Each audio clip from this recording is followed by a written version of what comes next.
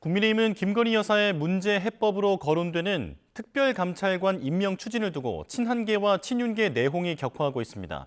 민주당은 국정감사 막바지까지 김 여사를 정조준하며 공세 수위를 끌어올리는 모양새입니다. 국회 취재기자 연결합니다. 정인용 기자, 여당 분위기부터 전해주시죠. 네, 여당은 대통령 친인척 등을 관리 감찰하는 특별감찰관 임명 추진을 둘러싸고 내부 갈등이 좀처럼 정리되지 않는 모습입니다.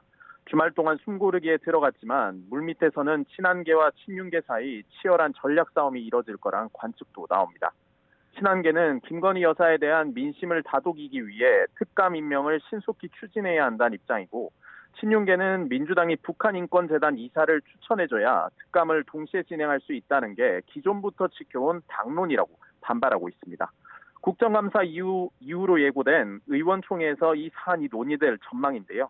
의원총회 시기와 의사결정 방식을 놓고도 개파 간 이견이 계속되고 있는데 표 대결을 통해 최종 결정을 내릴 가능성까지 점쳐지고 있습니다.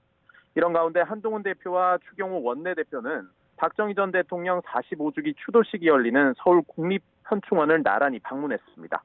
특별감찰관 추천과 당대표 권한 관련 이견 문제가 불거진 뒤 동반 공식 행사 참석은 이번이 처음입니다.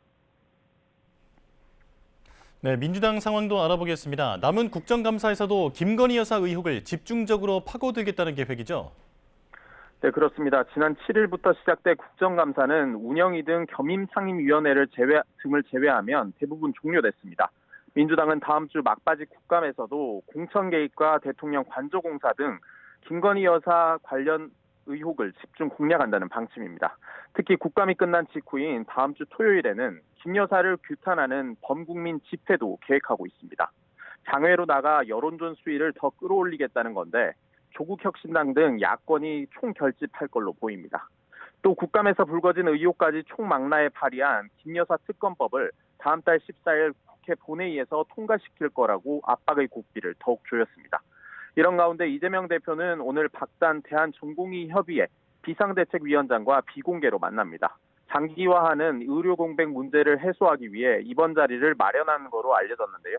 이 대표는 오늘 오전 국회에서 기자들과 만나 의료 사태 해결을 위해 전공의 입장이 매우 중요하다며 박 위원장 이야기를 많이 들어보려고 한다고 설명했습니다. 또 여야 의정 협의체에 전공의 단체 참여를 설득할 거냐는 질문에는 2025학년도 의대 정원도 의제 포함하지 않으면 의료계가 참여하기 매우 어렵다며 정부의 태도 변화를 촉구했습니다.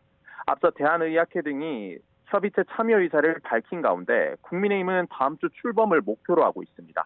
아직 야당은 대한의사협회와 전공의 단체 참여를 전제로 협의체가 가동돼야 한다는 입장인데 오늘 이 대표와 박 위원장 만남이 어떤 변수로 작용할지 주목됩니다. 지금까지 국회에서 YTN 정인용입니다.